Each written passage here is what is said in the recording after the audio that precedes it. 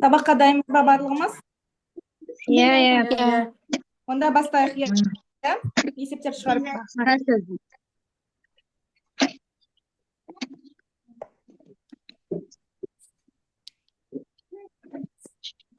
Экран көрініп тұр ма?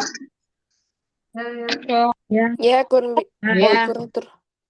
Қазір бір минут. Так, микрофонымызды тек қана мен рұқсат берген кезде ғана қосайық. Барлық ережемен таныспыз ғой, иә, күнде өтетін. Камераны сабақ барысында барлығымызда қосылып отыру керек. Және де никнейм ретінде өз аты-жөнімізді және де қай достық екенімізден жазып қояйық. Мұнда есептерді бастайық қазір. Бірінші есеп. Қарайық, минус 2. Экрандағы мына видеоны шетке жазып жіберсеңіз, осылай. Все хорошо. Оқушылар, мына есепті шығарып көрейік, қалай болады? Иә, жақсы.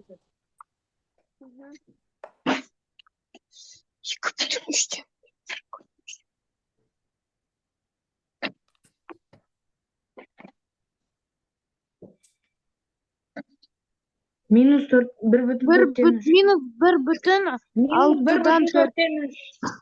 Минус 1,4. Минус 1,4. Жақсы. Оны қалай шығардық? Кім айта алады? Мен. Кім айта алады? Атың кім? Минус 4, минус 1,4. Екеуін қосамыз да. Екеуін қосып, дұрыс. Екіге бөлеміз. 2,1-3 қосылған минус 1,1-6, иә? Иә. Қанша болады екеуін қосқан кезде? Ортақ бөлім қандай? Минус 3,6.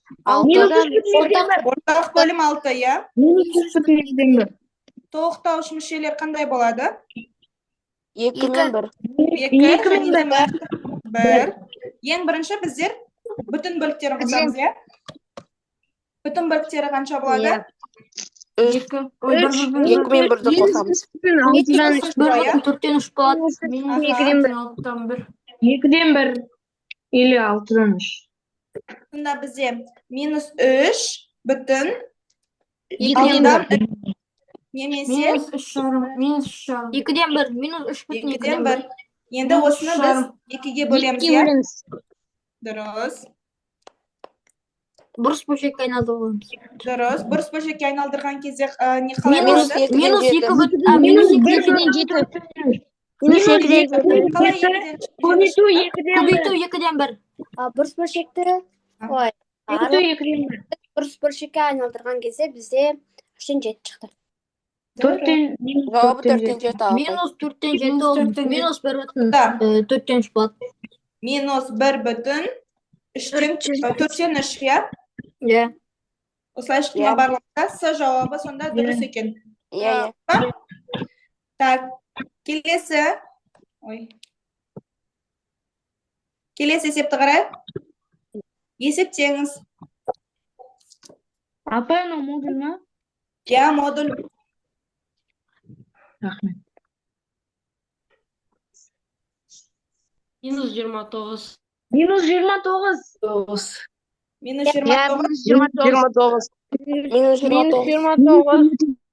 Қазір есептеп көрейік. Екінші есеп бізде минус 16 минус модуль ішінде 33 минус тағы модуль 21 минус.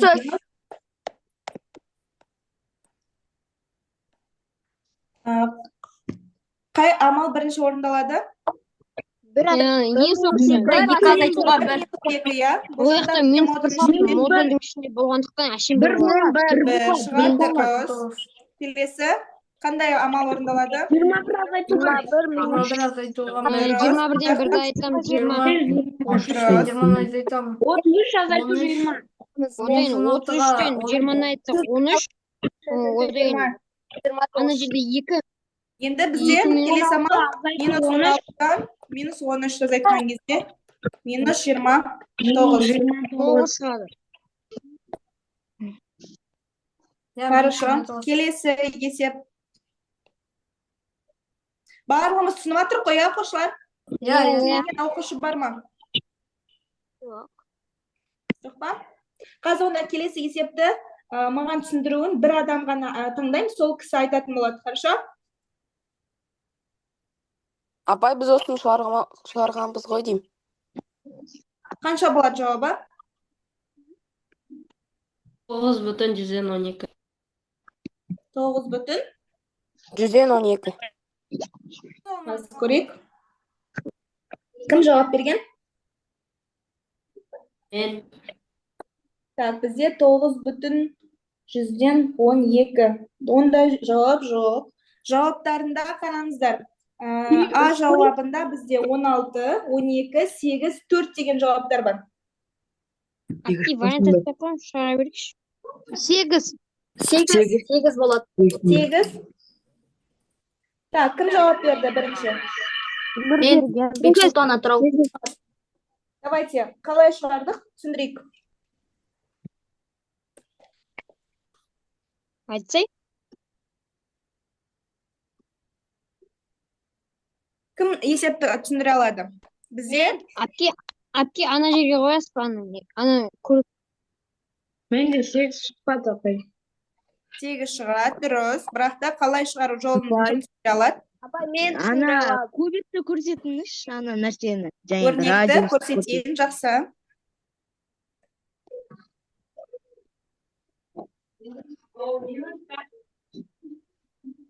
Бізде квадрат берілген, иә? Мен түсіндірейінші. Давайте мен өзім түсіндірейін, иә?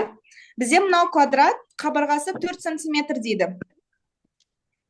Апай, ауданын тап деп тұр ма? Иә, ауданын тап деп тұр.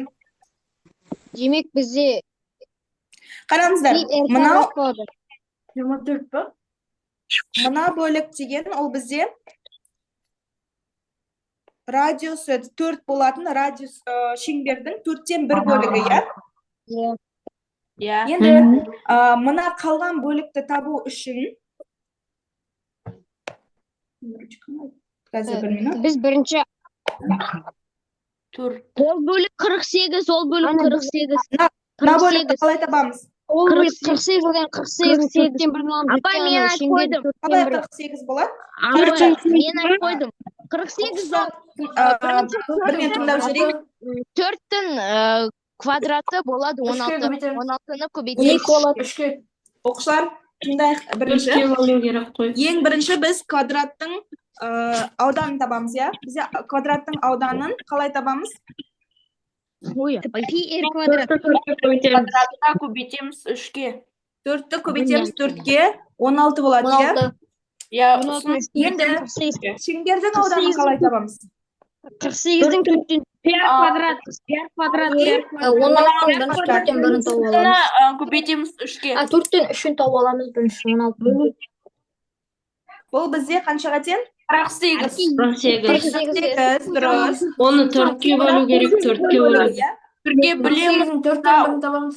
Дұрыс, 48-ді 4-ке бөлеміз, сол кезде 12 болады. Амна қызылмен боялған бөлік қаншаға тең болады сонда? 12. 16-дан 4-ке тең болады. Азайтамыз, иә? Неге? 4 шығады. 4 болады. Сонда мына қызыл бөлік 4-ке тең. Ал бізде қараңдар, қызыл бөлік бізде 2. Мына жерде біреу бар, мына жерде біреу бар. Сол кезде 2-ге көбейте саламыз ба? иә, мына жер 4, мына жер 4. 4-ге көбейте 16-тан азайтамыз. Дұрыс, не үшін 16-тан азайтамыз? Өйткені мұнда жалпы Ауданы. Квадраттың ауданы бізде 16-ға тең. Сол кезде 16-дан 8-ді азайтқан кезде бізде жауабы 8 болады екен. Түсінікті ма? Иә. Келесі. 4-ші есеп.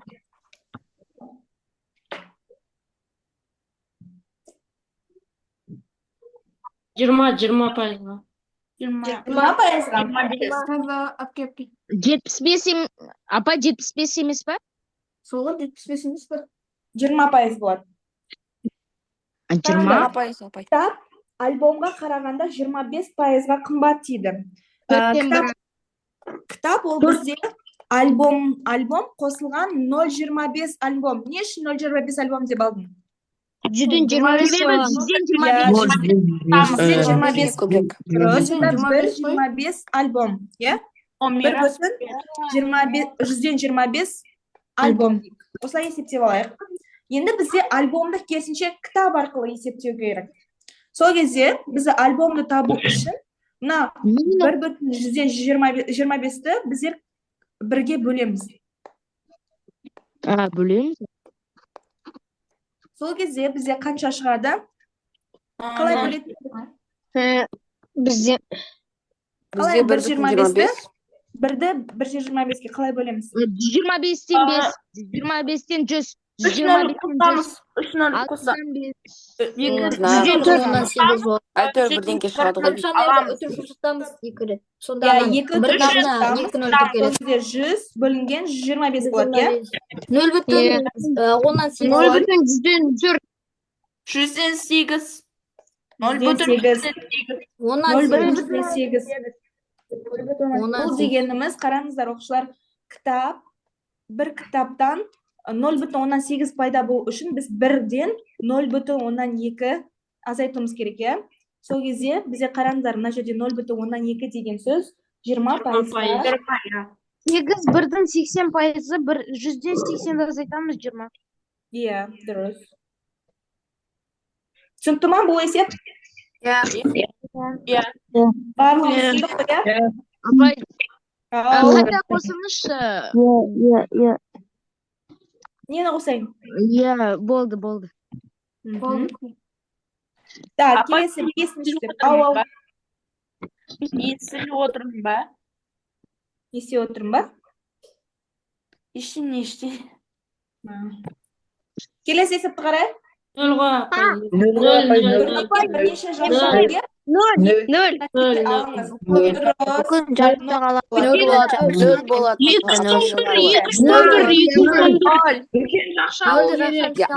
Нөл болады. Так, давайте мына жерден бір адам таңдайын, сол адам айтсын. Нөл ғой апай. Так, Диас деген бала. Мен ба апай? Бар ма? Мен ба апай? Давай, айта бол. Так, берілгені қалай болды? Бізде берілгені былай болды. 2010 бөлінген 10 қосылған 2010 бөлінген 201 Әпкемен түсіндіреш. Көбейтілген 0. Әпкемен түсіндіреш.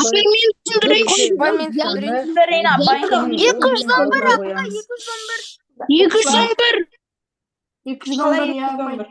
Жоқ, одан да кіші сан пайда болуға болады. Қай жерге жақша қоямыз? Нөлді табуға болады.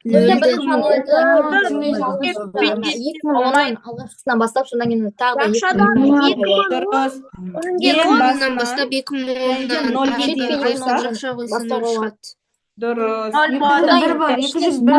мәнді нөлге көбейткен шығады. Қандай санды нөлге көбейтсек те 0 пайда болады, иә? 201. Жоқ, 0 болады. Одан да кіші сан пайда. 211 деген санды табуға болады, бірақ та бізге есептің шарты бойынша ең кіші нәтиже алыңыз деп тұр.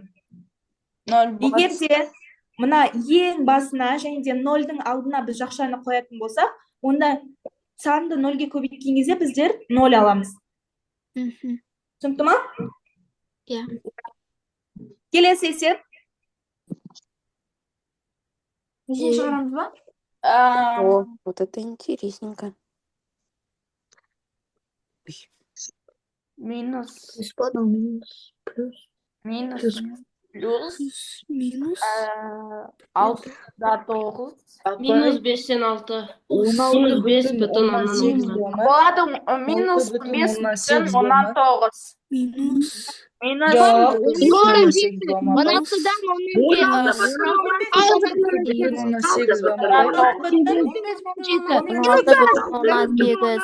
Апай, мен айтайын. 16'dan 8 апай. 16'dan 8 болады.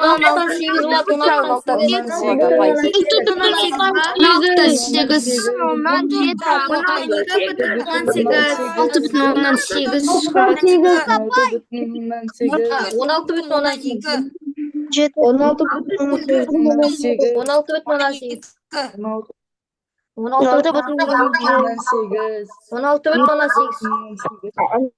Так, оқушылар қараңыздар. Қазір мен бір адам таңдаймын, сол кезде. Апай, минус 5,6. Минус 5,6. Жоқ, жоқ,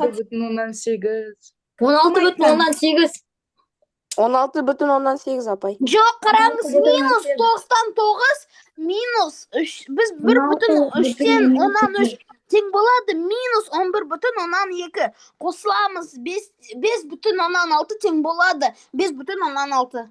Қараңыздар, оның шығару жолын бүйтіп айтайын. Барлығымыз қазір мені тыңдайық, я, потому что бізде қазір әртүрлі жауаптар шығып жатыр. Мен дұрыс жауабын өзім көрсетейін, я. Минус 9,9 минус жақша ішінде тағы бір минус. Потом, мына жерде тағы. Так, бізде неше минус болды? 5. Осылай ғой, я? Я. Келесі, мына жақта неше минус? 1 минус, 1 минус, тағы бір 4 минус, және модуль. Енді қараңыздар, бізде мына жерде 1, 2 минус, және де ол егерде бізде жұп сан болатын болса, ол плюсқа айналады. Сонда 9,9. Мына жақта санайық 1, 2, 3, 4. Тағы да жұп сан, значит, плюс болады. Минус 16,6. Және де, жерде бізде модульде 5,6 шығады, я? Енді санайық минустарды. 1, 2, 3, 4. Тағы да жұп сан, жұп болғасын бізде плюс болады. 5,6 болады.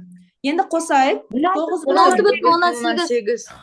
Дұрыс, 9,9 қосылған 1,3. Дегім келген, бірақ мен 0,1-ді алып тастадым байқамай. 16,7-де бірінші айғалам. Сонда бізде жауап 16. Бірінші айғалам. Оннан Апай, 8. дұрыс қой. Менікі. Менікі де дұрыс апай. Келесі есепке өтейік дұрыс. 4 санның қосындысы бірінші қосылғыштан 17-ге артық, екіншісінен 19-ға, үшіншісінен 15-ге, ал төртіншісінен 21-ге артық. Осы қосылымдық қаншаға тең? Барлығын қосамыз апай. Сосын. Барлығына орта 77. есеп табамыз ба? 57. Жоқ. 15 са.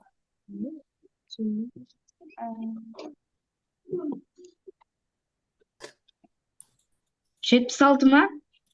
Жоқ. 72 ма? Апай, жауаптарын айтасыз ба? 25. Апай, 25. 24, 22 жауап жоқ. 102. Апай 72. Оқушылар тыңдайық. 9, 18, 24 және 72 деген 4 жауап бар. 72. 72 апай. 24. Жауабы 24 болады. Енді қараңдар, жауабы 24 болады. Ол қалай? Бірінші бізде не дейді? 4 санның қосындысы бірінші қосылғыштан 17-ге артық дейді. Оны қалай өрнек түрінде жасақ болады? А, Б, С деп алайық. 4 қосылғышты. Осы қосылғыштар саны бірінші қосылғыштан 17-ге артық деген А плюс 17, я? Келесі.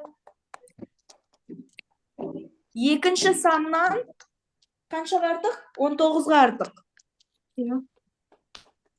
Үшінші саннан 15-ге артық. Және де соңғысы бізде 21-ге артық дейді. егер де мына жерде бізде А мен А қысқарып кетеді, мына жерде Б мен Б қысқарып кетеді, мына жерде С мен С қысқарады да, мына жерде Д мен Д қысқарады. Сонда қараңдар, біріншісінде бізде Б С Д-ның қосындысы 17-ге. 17-ге, дұрыс. А С Д-ның қосындысы 19-ға тең. Ойбай, А С тең болады. Көлін қосып үшке бөле саласың. А Б Бес С-ның қосындысы 15-ге тең. Дұрыс, А 15-ге Б және де. С-ның қосындысы 21-ге А, тең. Б, С тең болады 21-ге. Енді қараңдар, оқушылар, мына 3 теңдеуді біз қоссақ, қалай болады? Үшке бөлеміз. Қосамыз Дұрыс, үшке бөлеміз. үшке Апай, бөлеміз. барлығын Егер де қосамын. А мен бәрін бүйтіп Б мен қоссақ, бәрін бірдей былайынан қосатын болсақ, қараңдар, бізде 3 А бар, Үш коэффициентте болады. 3 Б бар, Б, А қосылған 3 Б, қосылған 3 Д, қосылған 3 С, ол бізде нешеге тең болады? 72. Мыналардың қосындысына тең болады, иә? 72. 72 дұрыс. Енді бізге қосылғыштардың санын табу үшін барлығымыз. бәрін 3-ке бөлеміз. 12 апай. Бөлу. Ай, Неге 24 апай. 24-те. Апай, неге А, 3? 3-ке мына қара, біздер мына жерде Үш коэффициент. 3 коэффициенттен қалды барлығы қосқан кезде. Мен 81 Мына деп қараңдар. ойласам, 3 көбейту Мына қараңдар. 3 А бар міне бізде. Сосын 3 Б бар міне. Сосын бар, келесі 3-ті бар. 3 С бар міне. И бізде 3-ті бар. 3 Д бар міне. Көрініп отыр ғой, иә, мен жазылады. Ойбай. Сонда не үшін 3-ке бөлдік? Мына жерде 3 коэффициенттен бар екен. Түсінікті ма бұл есеп? Аха. Келесі есепке өтсек бола ма? Иә. Келесі есепке өтейік. Минус А, минус Адан 1 және де Адан 1 сандарын координаттық түзуде көрсетіңіз. Егер де мына жерде ең бастапқы А-ның мәні көрсетіліп тұр. Б, апай, Б. Б. Б? Жоқ, Б точно емес. Б. Апай, А болады. Откид Д вот. Б. Б сияқты Д. Апай, Б болады ғой деймін. Б болады. Б болады. Ең алғашында бізде белгілер қалай тұрды? Қараңдар, оқушылар. Апай, Ау, үстіндегі есепті көрсете аласыз ба? қайтып көрсетейін ба? Жақсы. Жоқ, анау, вот Үстіндегі ма? жазғанымызды. Мынау ма? Иә. Қараңыздар, ең алғашында бізде не деп тұр? 0, мына жерде 1 берілсе, мына жерде А деп тұр. Деген, бізде сонда А дегеніміз А минус. теріс сан болып тұр ғой А деген. Иә. Енді А теріс сан болса, онда бізге минус А-ны табу керек. Минус Адан 1 және де Адан 1 деген сандарды белгілеу керек. Және де бізде Ау? Адам 1 оң сан болғандықтан ол түзудің ең басында тұрады. Адан 1 қай жерде? Ана 0 мен 1-дің ортасында тұрады. Адан 1 ма?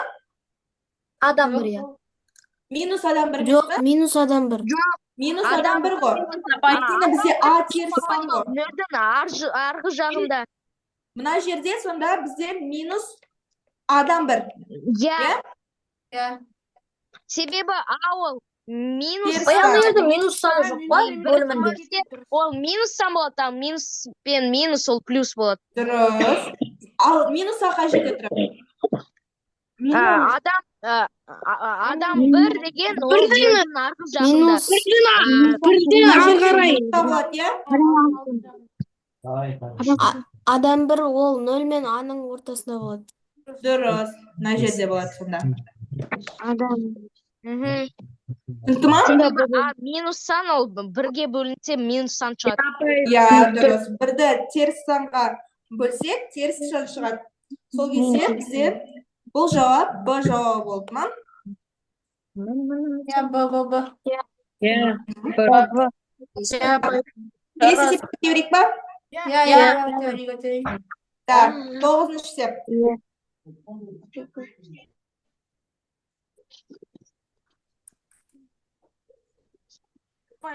Апай, 300 пайызға. 300 пайызға. 300 пайызға ма? 50 пайызға апай. 50 пайызға. 50. Апай, 300 пайыз. Апай, айтайын неге? Апай, айтайын неге? 300 пайызға өзгереді. 300 пайыз. 300 пайызға, апай. Апай, айтайын неге? Жауабы 200 пайыз болады. 200 пайыз болады. Қараңдар, екі санды көбейту с-ға тең болсын, иә? Айтқанда болады. Сосын не дейді бізде? Егер көбейткіштердің бірін 1,5-ке арттырса, значит 1,5 а. Ал екіншісі 2Б. Сол кезде көбейтсек 1,5 2-ге көбейтсек қанша болады? 3 болады, иә? 3 а болады. Сонда немесе 3 десек болады. Қараңдар, неше пайызға өзгерді? 3 есе өзгерді. Бірақ 200 пайызға артады. Неге 200? С-ның 300 болса неге 200 пайыз? С-ның 200 пайызы қанша болады? 200. 300. Табатын едік қой бізде С плюс 2С деп табамыз ғой. Артқан кезде мына 2 дегенге қарайсыңдар ғой. Түсінікті ма? Иә. Түсінбей қалған оқушы бар ма? Апай, 8-ші есеп көрсете аласыз ба үстінде? Мынаны ма? Иә. Жазып алалым. Болды, өтпей көрсетейін. Апай, болды. Ау. Не дейді сабақ бітер кезде алғашқы 5 есеп түсіріп алсам болады ма? Иә, жақсы. Апай, неше сабақ бітеді? 1 сағат қой? 1 сағат па? 30 минут. 10-шы есеп.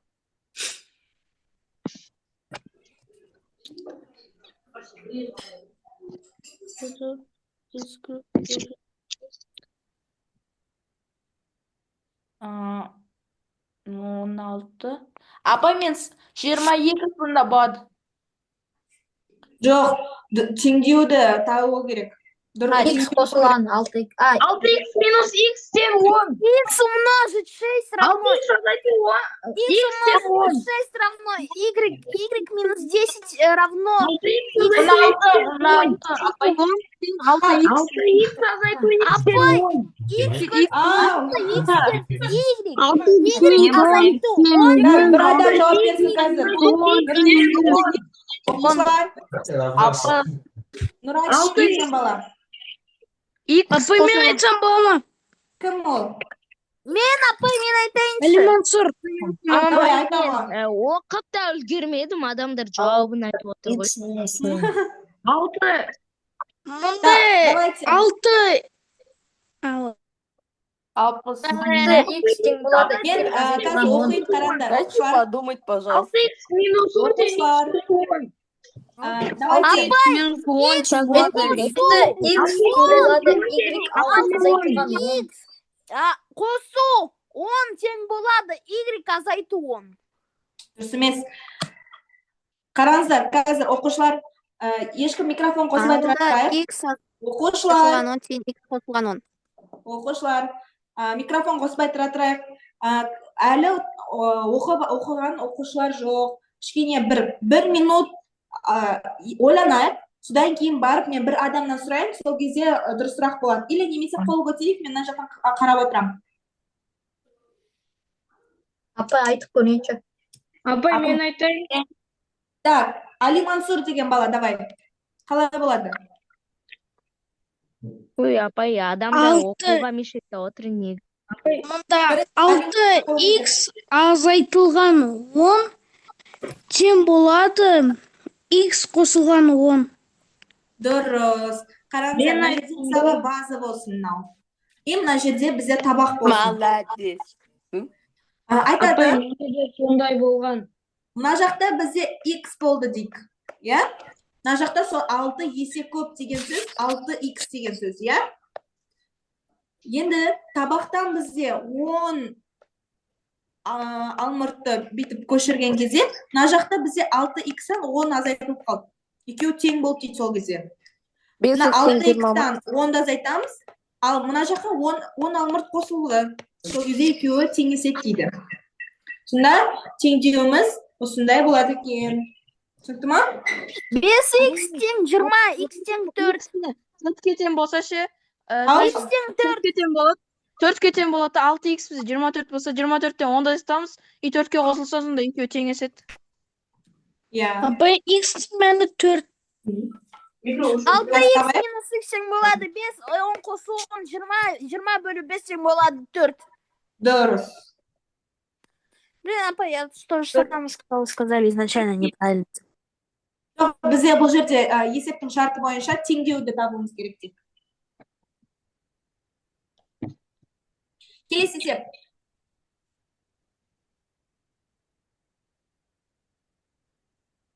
Бір минут оқып алайық бірінші. Басқаларға мүмкіндік берейік оқушылар, оқып үлгермей жатыр әйтпесе. Апай, мен айтайын. Кім бұл? Қойыңдаршы мен Дайте аудан хотя бы. жабындаршы оқып Міне, алайын. оқып алайық. Ну, Жауабы Д.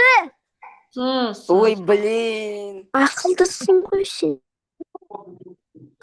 Болады апай, д. Ой, С. Өйткені 84 болады. 4 2-ге көбейткен. Жабыңдаршы ауыздарыңды. 84. Тыныш. Б болады, апай, Б. Жауабы С болады. Айтып қойсы деп. С болады. Қараңдар. Мен айтайын енді. N деген сөз ол бізде 2 таңбалы сан дейді. Бұл бізде ондық бөлшегі, а мынау бірлігі болсын. Ой. Айтады, бірлігі ондығынан керісінше ондығы бірлігінен 2 есе үлкен дейді. 2 есе үлкен. Енді Апай, қандай сандар бар? подборымыз. Егер де бірлігі 1 болатын болса, ал ондығы нешеге тең болады? 5. 2. 21. Ал егер де бірлігі 2 болатын болса? 42. 42, 4, 3 болатын болса? Апай, даже подборым істеуге болады анда. Ау? Подборым істеуге болады. Анда екіншісі 42, анда 6-ға бөлінеді. Это уловка ғой. Надо все көріп. Сол үшін барлық Блин, апай, мүмкін мен жағдайлар даже жасау керек. бәрін түсінбей қалдым. Адамда просто деп бір нәрсе айтып отыр да, мен оларға сконцентрироваться етіп тұрмын. Просто. Сол үшін оқушылар Нервқа тиіп жатыр, нервқа. оқушылар мен түсіндірген кезде оқушылар мен түсіндірген кезде барлығымыз тыныш тыңдайық, иә? Басқаларға мүмкіндік берейік тыңдауға, әйтпесе барлығымыз андай бір-бірімізді сөзімізді тыңдамай не істеп жатырмыз. Қайтып түсіндірейін бұл есепте. Айтады, бізде деген n деген 2 таңбалы сан берілген. Оның бірлігіне қарағанда ондығы 2 есе артық дейді. Бізде мысалға A, B деген A ондық және де B деген бірлік ретінде жазып алсақ, 2 таңбалы сан. Сонда бізде қандай жағдайлар? Егер де бірлігі 1 болатын болса, онда ондығы 2-ге тең болады.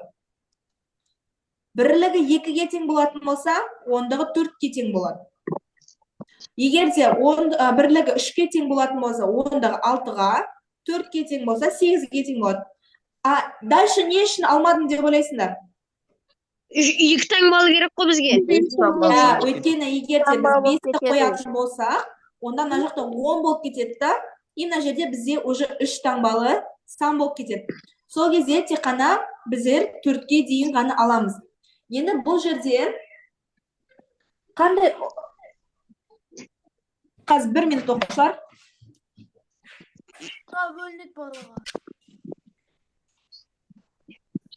Мен просто үч деп ойлоп калыптым, анан 6. Казас.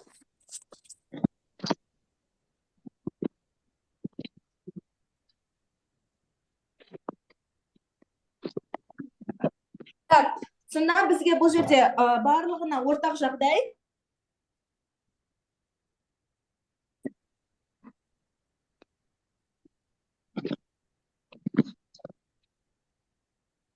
Апай, уравнениені қайтып көрсетесіз ба?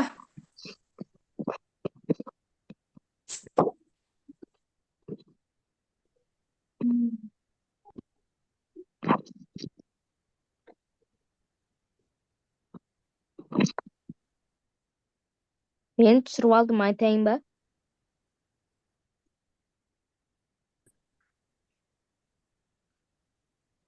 Жоқ, типа варианттар қандай болды? Мұнда 42 мен 84 Варианттарды 7-ге көрсетесіз ба? бөлінбейді ғой. Варианттар болды, қазір айтам. 62, 63. Так, А ол тақ сан дейді. В ол 20-дан аз дейді. С ол 7-ге бөлінеді дейді. Д ол 6-ға бөлінеді дейді. Сосын ба? Солай, апай. Иә, 63 бөлінбейді ғой. Ну? Бөліне ма? Иә, иә. 63 бөлінеді. С бөлінеді. Иә. С болады, апай. 7-ге бөлінеді. Ну, это понятно, мистер очевидность. Оны айтып қойған. Очевидно. Лер Султан, токсик болма. С болады, апай. Ой, токсик болу емес.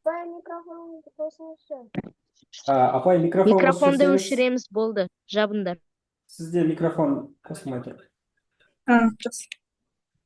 Давайте, оқушылар, келесі есеп.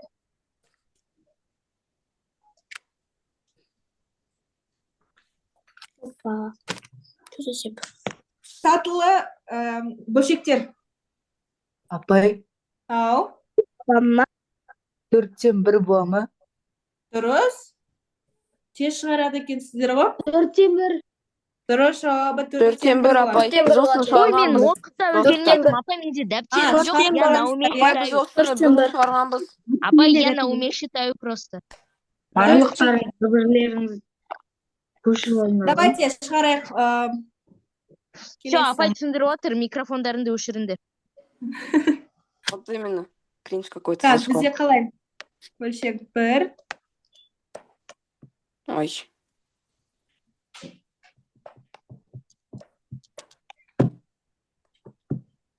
Так. 4.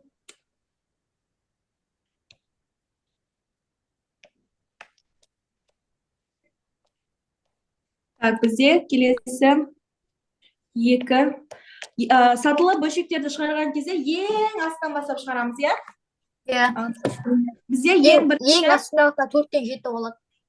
2 азайтылған, Мен- 3-тен 4. Ортақ бөлім бізде 4 болады. болады.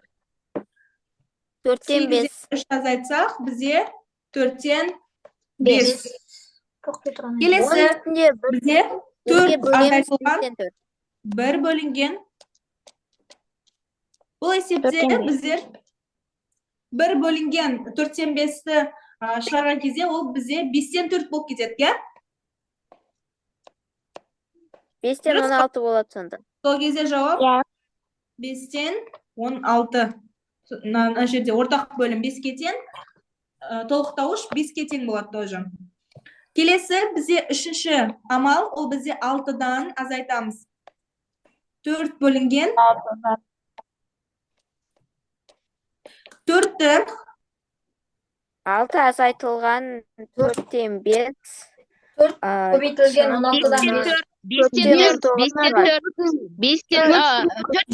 5-тен 5. 16-дан 20. Логикадан проходной неше? Ау? 4 бөлінген 16-та Ой, 5 апай, болған айттым ғой, кезде 4-тен 5. 4 көбейтілген 5-тен 16.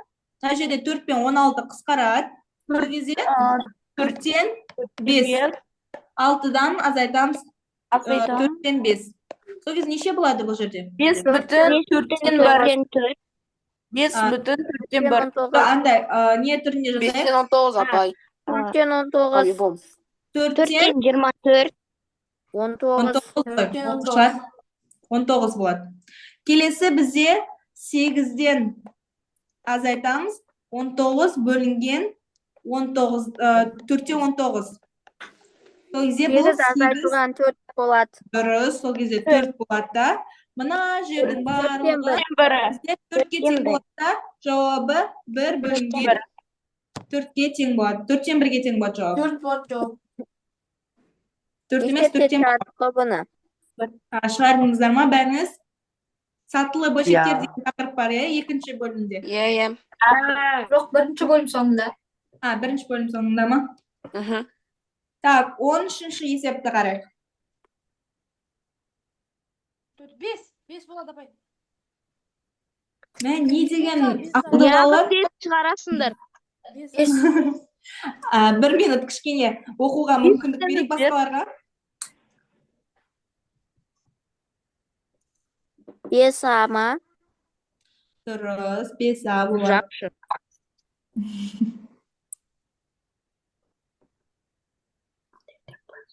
Апай 5 болады. Дұрыс, 5 болады.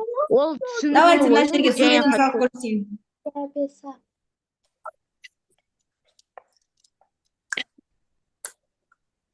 Қалай жүрді? Бірінші былай жүрді, иә? жүрді.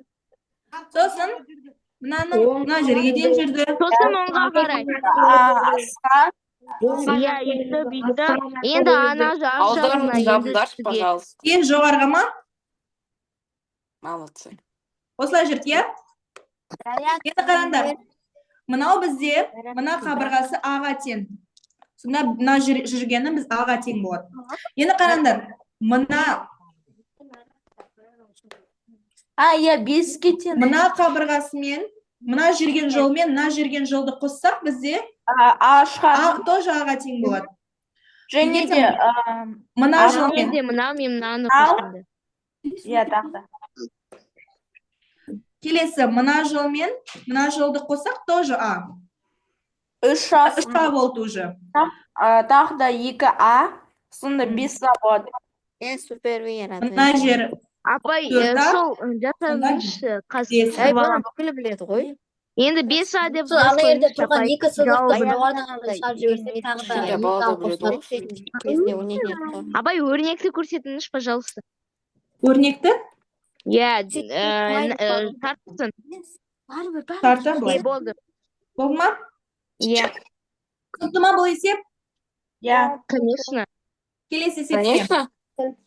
Что за вопрос? 1 минут оқуға мүмкіндік берейік басқаларға. Таубай Димаш. Микрофондарды өшіріңдер. Апай жұлдызы деген нені білдіреді? Жұлдыз деген күн. Суббота. Осы. Суббота oldu mu 6. gün? Жексенбі? Сенбі oldu mu апай сенбі? Жексенбі, Сенбі ма? жексенбі. Апай. 30-шы анда 4. Сенбі oldu апай. Әне айттым ғой жексенбі. Ой. Жауабы жексенбі ақшалар. Сенбі oldu апай. 21 дүйсенбі болады. Сосын кейін 20 Дүйсенбі болады. Бұны қалай шығарамыз? Бізде Қосасыңдар. қаңтар айында оқушылар айтайын неге? Апай, шын айтсам мен Апай, просто мен айтайыншы. календарьға қарап. жоқ, календарға қарап емес, неде календар болмайды ғой ертең қолдарында. Айтайын. Апай, 1, 7, 14, 21, 21-ден 1-ді алсақ 20 болады. Болды, жабыңдар. Оқушылар тынышталайық. Мен түсіндірейін, иә, қазір басқа шулап сендер басқаларға мүмкіндік бермейсіздер. Давайте, қаңтар айында бізде 31 күн бар. Несіне қоясың аяғына? 31 күн бар. 31-ді егерде бізде 4-4-тен деп тұр ғой, 4-ке бөлетін болсақ, бізде 7-ге бөлетін болсақ, бізде аптада 7 күн ғой. 7-ге бөлетін болсақ, болады. Қалдық қанша? 3 қалдық. Енді қараңдар.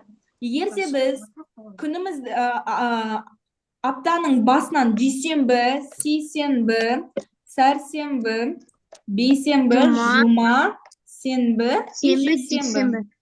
Егер де дүйсенбіден бастайтын болсақ, ол кезде бізде қараңдар, Апай сәрсенбі.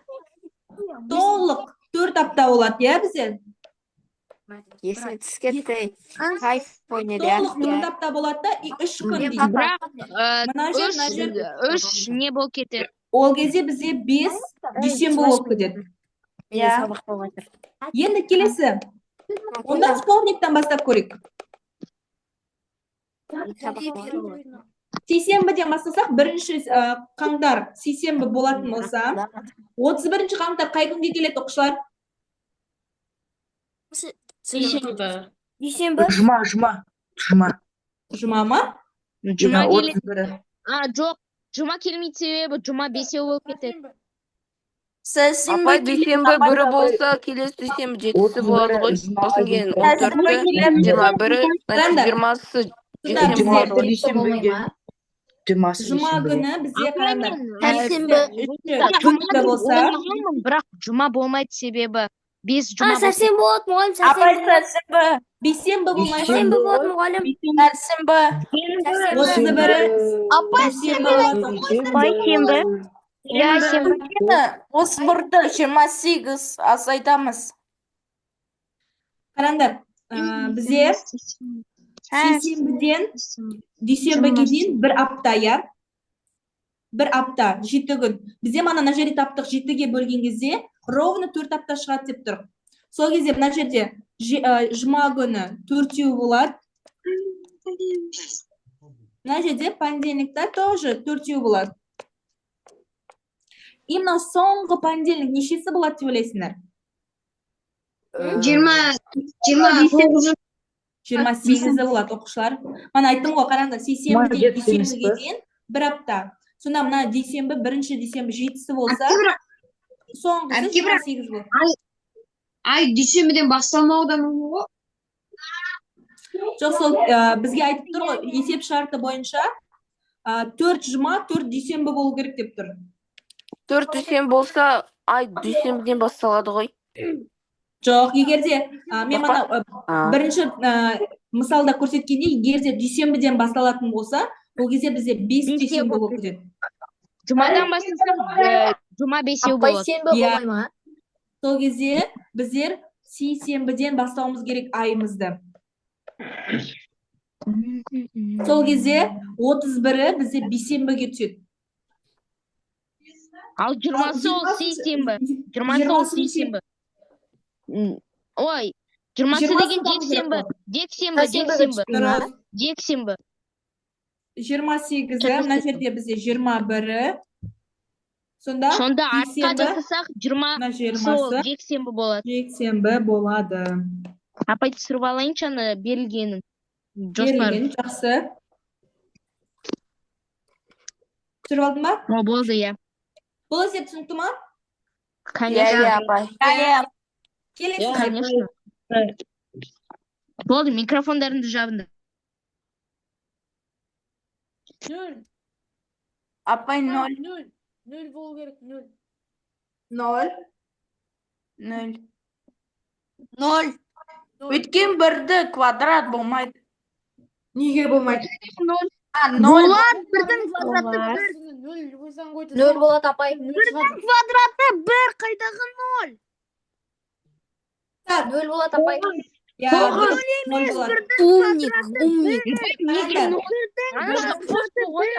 Оқушылар, Апай бірдің квадраты 1 ғой. Абай анышта бөлу да жоқ сондай ғой. Апай анда гаусс әдісі ғой, иә? Ау? Апай гаусс әдісі ғой, иә? Гаусс әдісімен шығаруға болынша мен бірақ басқа методпен шығарам. Қараңдар. 1-дің квадраты, 2-ның квадраты, 3-дің квадраты, 4-дің квадраты, 5-дің квадраты, 6-ның квадраты, 7-ның квадраты, 8-дің квадраты, 9-дің и 10-ның квадраты. Мына сандар қандай сандармен аяқталады? 1-дің квадраты 1, 2-ның квадраты 9, 6, 6,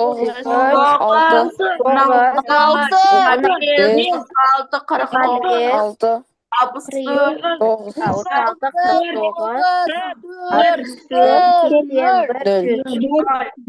Ноль. Енді осы сандарды қосып шығыңдаршы.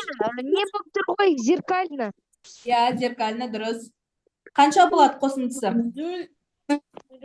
Қосындылары бұлардың 25 болады әрқайсысы.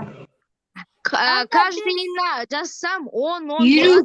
Мұнда 4 10 болады, 5 ғана қалады. Апай 45 болады. Жақта 10 рет қайталанып тұр. Шу. 0 болды ма? 45 болды, иә? Иә. Енді қараңдар. Ал сұрақ 11-дің квадратынан 20-ның квадратына дейін тоже 5-пен аяқталады. 45. 21-дің квадратынан 30-дің квадратына дейін тоже 45 болады. Апай, короче, каждая десятка квадратында 5-пен аяқталады. Дұрыс. А бізде неше десятки? 10. 10 штук. Сонда 10-ды 5-ке көбейткен кезде 50 болады да. Соңғы цифрасы 0. Апай, анда ровно 100 емес қой. Анда ровно 100 емес қой. Анда 99. Так, 100-дің квадраты бәрібір 10 Анда 99 квадратқа. Шарты, пожалуйста. 99 квадрат. 99-ға дейін анда. Апай 99-ға тең. Бәрібір сол жауап шығады андай 0-мен бітеді. Апай, Анда 1 болады. Ол 100-ден 0 болады. Апай 6 болады. 6. 0 болады емес па? Анда 99 квадратқа дейін. Неғып айға отырсыңдар? Апай шықты. 0 болады. Жоқ, анда 99-ға дейін 100-дің квадраты болса, онда реально 0 болады. Анда 99-ның квадраты ғой. Жоқ, енді 99-ның бәрібір ғой, ол деген 10-ның квадраты бәрібір 0-мен аяқталады. Анда 100-ге дейін сельменген ғой. Получается неполная десятка. Енді 100-ді санасақ, 0 квадрате 1. 0 болады тоже. Оқушылар тыңдайық та, бірінші енді мен түсіндіріп жіберейін. Не үшін мына жерде ана айтып жатыр, 100-ге дейін емес қой дейді. 100-дің квадраты бәрібір бізде 0-мен аяқталады. Ол мына 1-ден, так, бізде 91-ден 99-ға дейінгі квадраттардың қосындысы бәрібір 5-пен аяқталады. Ол 100-бен бітсін, немесе 100-ді қоспайық, по-любому 5-пен аяқталады. Сондықтан бізде 10 сан бар, мына 1 мен 91-дің арасында 10 десяткалар бар, 10 ондық бар. Сондықтан 5-ті 10-ға көбейтсек 50 болады да, цифрамыз мына өрнектің 0-мен аяқталады екен. Түсінікті ма? Иә. Келесі есепке көшейік. Апай, демонстрация экрана көрінбей тұр. Көрінбей тұр ма? Иә, апай көрінбей тұр что-то. Так, аз қойын. Енді көрініп тұр ма? Иә, апай. Мына 16-шы есеп. Ана жақтағы арғы есептің шартысын көрсетіңізші, мен оны көрмей қалып. Түсіндің ба? Иә, болды. Келесі 16-шы есеп. 6 saat. 6 saat. Апай, қазір 3 бола ма? 6 Апай, қазір 15:00 бола ма? 15. Апай, 9 saat 36 minut. Жауап 15:00 болады, оқушылар. Айттым ғой 15. Апай 15 болады. Иә, 15:00 болады. 15 болады. Енді тынышталайық, мен түсіндірейін, иә? Выключай микрофоны. Бізде бір тәулікте 24 сағат бар. Енді есеп шарты бойынша не дейді? Егер тәуліктің аяғына дейін өткен уақыттың үштен 5 бөлігі қалса дейді. Значит, аяғына дейін 5-тен 3 бөлігі өткен уақыттың. Ал 21 тәулік деген сөз, ол бізде мына аяғы мен өткеннің қосындысы 24-ке тең болу керек. Енді аяғының орнына біз 5-тен 3 өткенді қойсақ, мына өрнекті шығара аламыз, иә, теңдеу. Ортақ бөлім 5-ке тең. Тоқтауыш мүшелері мында 1, мына жақта 5 болады. Сонда 3 қосылған 5 өткен тең болады 24. Сонда бізде 8, 5-тен 8. 24. 24 Өткен бөлу уақытты 8 табу болады. үшін 4 көбейеді. Білеміз, апай. Ой, 3.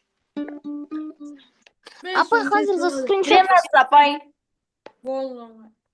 Сол кезде 24 пен 8 қысқарады да 15 болады. 0 сонда. Понял, апай. Апай, менде ше, вот это способ легче. Какой? Мен Беске үшті болса, 5-тен 3 деген ол 0,6-ге. Иә. Енді 24-тен 0,6-ны аламыз, 23,4, иә? Енді 4-ті, именно 4 керек болып тұр. Енді сағатта 60 минут қой, иә? Иә. 60-тан 4 ол 15-тен 1. Просто 15-ті алсамыз, 15, вот. Апай, Ау. мен осылай шығарып Не сможешь Бір-бірімізді 15 көрайық, иә? тапсыда 15-ті 5-ші 9, 15-пен 9-ті қосында 24 аласың. Иняна. Апай, менікі дұрыс па әлде? Менікі просто совпадение ма? Бөлуге, андай, қиындасын, 25 ала саласың да, екен соңында бір нәрсе саласында 5 бөлікке бөлесің да. Үшінші бөлігі.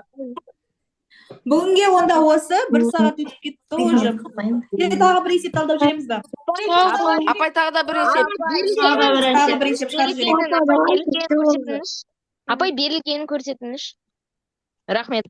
Апай, менікі дұрыс болды ма, жаңағы мен айтқаным әлде совпадение ма жай? Совпадение болуы мүмкін, ол не всегда эффективный. Шемба. Апай, будет суббота. Шемба.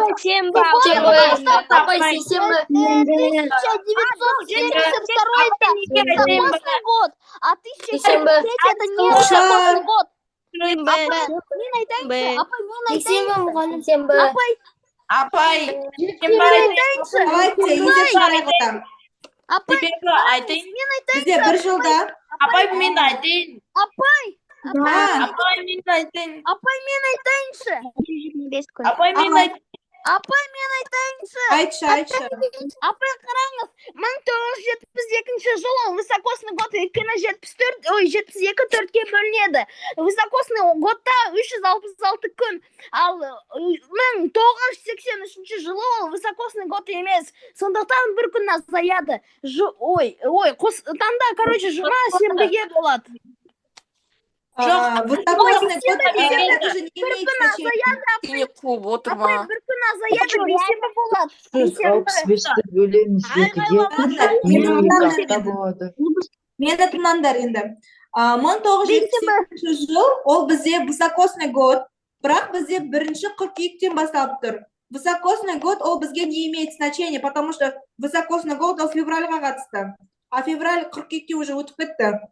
Қыркүйек егерде жұма болатын болса, бір жылда бізде 365 күн бар деп елестетеміз. Потому что 1973 жылды қараймыз біздер.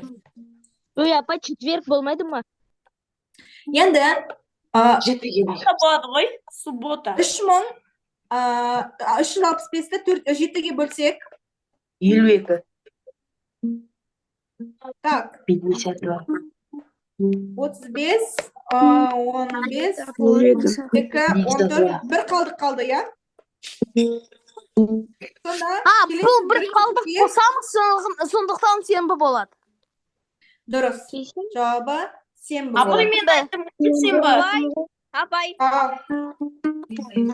Апай, бір правила бар ғой, типа, әр жыл бір күн, бір число, недельный деньға болады. Егер 366 күн болса, 2 күнге жылжып кете ма? Жоқ, апай, олай емес. Бір күнге жылжып, мысалы, сен туған күн пятница болса, Например, апай, суббота болады. Егер де 365 күн болса, ол бір күнге жылжиды. Келесі, бір күн, мысалы, четверг болса, келесі жылы, ол күн пятница болады. Сондай правила бар. Ол егер де 365 күн болса, манаға высокосный год болса, 2 күнге жылжып кетеді. Иә. Апай, ну по факту высокосный год должен считаться же. Потому что высокосный год, он на всего же действует, на весь год же. Нет, там же мы на следующий год смотрим, потому что февраль, қаңтар қыркүйектен өтіп кеткен еді ғой, бірінші қыркүйектен уже мына февраль өтіп кеткен еді. Апай, сұрақ қойсам болады ма? Аха. Неге 2024 высокосный год болды, и там ноябрьдің 21-і ол четверг болды.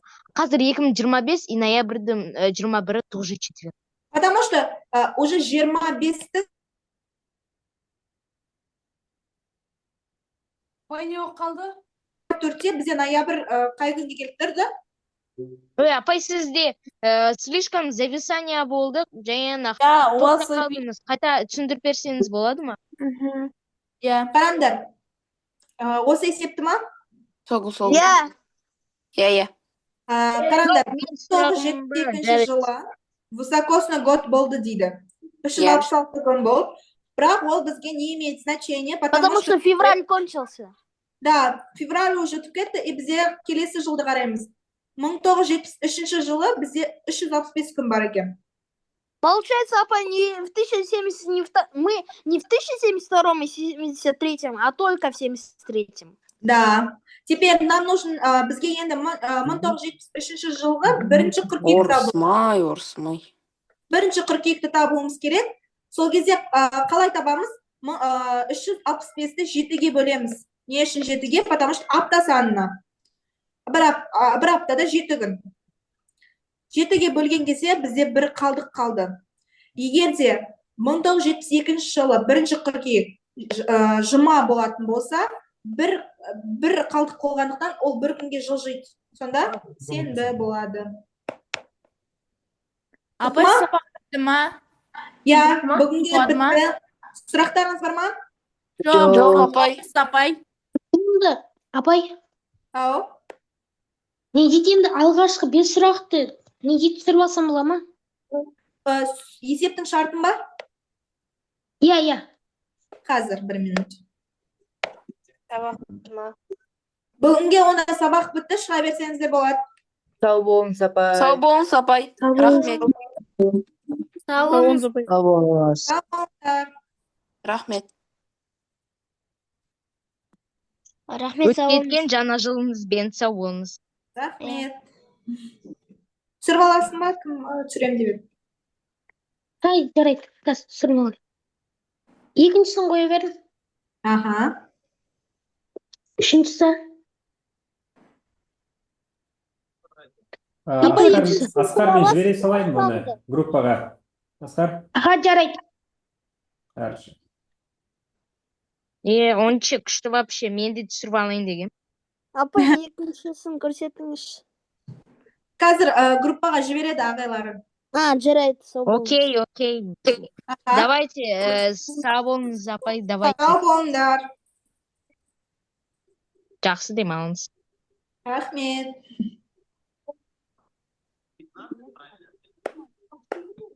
Бай-бай.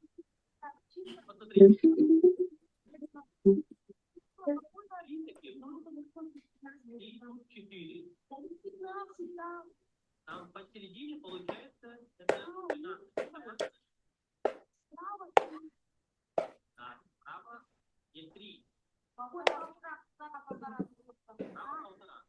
Ағай болды ғой, иә? Болды. Көп рахмет, апай. Аха, все, рахмет. Жақсы. Жақсы, сау болыңыз.